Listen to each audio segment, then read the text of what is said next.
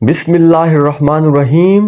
السلام علیکم ناظرین، جنت کے خزانوں میں سے ایک خزانہ لے کر حاضر خدمت ہوں، اور یہ میرا اور آپ کا فیصلہ نہیں، نبی کریم صلی اللہ علیہ وآلہ وسلم کی حدیث مبارکہ سے ثابت ہے۔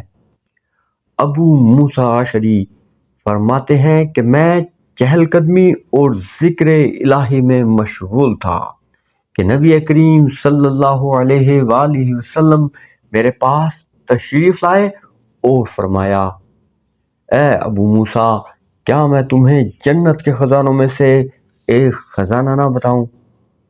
تو ابو موسیٰ خوش ہوئے اور فرمایا، کیوں نہیں یا رسول اللہ؟ آپ صلی اللہ علیہ وآلہ وسلم نے فرمایا، لا حول ولا قوت الا باللہ، جنت کے خزانوں میں سے ایک خزانہ ہے۔ ان کلمات کے فیوز و برکات جاننے سے پہلے ہم ان کا مطلب سمجھتے ہیں۔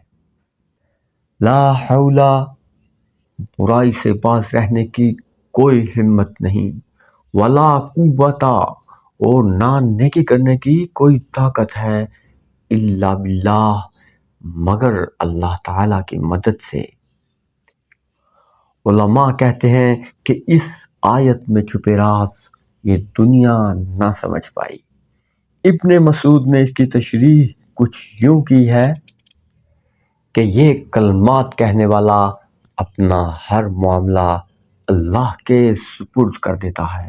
وہ جانتا ہے کہ اس کی حالت بدلنے پر صرف اللہ کی ذات قادر ہے۔ اسے یقین ہے کہ اللہ کی نافرمانی سے باز آ جانا، اللہ کی بات ماننے لگ جانا، صرف اللہ کی مدد کے بغیر ناممکن ہے۔ کیسے ممکن ہے کہ کوئی گمراہی سے نکل کر سیدھے راستے پر آ جائے اللہ کی مرضی کے بغیر؟ لا حول ولا قوت الا باللہ۔ کوئی محتاج غنی نہ ہو سکے گا جب تک اللہ نہ چاہے۔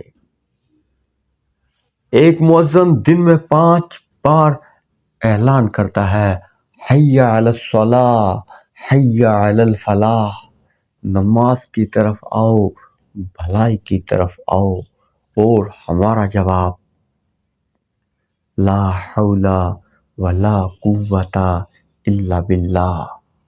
یہ نبی کا طریقہ ہے۔ That means there is no way I can be able to perform the salat without the help of my Allah۔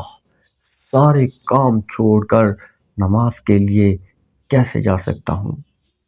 حرص ہے، مال کی لالچ ہے، لیکن ہاں، میرا اللہ ہے نا، وہ بدلے گا میری حالت، وہ بھر دے گا میرے اندر ایمان کہ میں اس کے سامنے جھک جاؤں، چھوڑ دوں یہ مال و متاع، اللہ کی عبادت کے لیے نکل پڑوں۔ لیکن افسوس، ہم میں سے بہت سے لوگ یہ بات بھی نہیں جانتے کہ ان کلمات کو کس وقت پڑھنا ہے۔ ہمیں کوئی بات ناگوار گزرے تو ہم لا حول پڑھنا شروع کر دیتے ہیں۔ کوئی دکھ یا پریشانی آئے تو لا حول ولا قوت الا باللہ پڑھتے ہیں، جبکہ ارشاد ربانی ہے، جب تمہیں کوئی دکھ یا تکلیف پہنچے تو کہیے، انا للہ و انا الیہ راجعون۔ ہاں، جب آپ کمزور ہیں اور طاقتور بننا چاہتے ہیں، آپ بیمار ہیں، صحت حاصل کرنا چاہتے ہیں، آپ غریب سے امیر ہونا چاہتے ہیں، محتاج سے غنی ہونا چاہتے ہیں، شادی نہیں ہو رہی، شادی چاہیے، تو اپنے اللہ سے ان کلمات کے ساتھ اپنے معاملات اللہ کے حوالے کر دو۔ جب ہم گھر سے نکلتے ہیں اور پڑھتے ہیں، بسم اللہ توکلت علی اللہ، لا حول ولا قوت الا باللہ، تو شیاطین ایک دوسرے سے کہتے ہیں سے کیا گمراہ کرو گے، یہ تو اللہ کی حفاظت میں آ گیا، اللہ کی رہنمائی میں آ گیا۔ سبحان اللہ تعالی۔ ترمذی میں حدیث پاک ہے، لا الہ الا اللہ واللہ اکبر، لا حول ولا قوت الا باللہ۔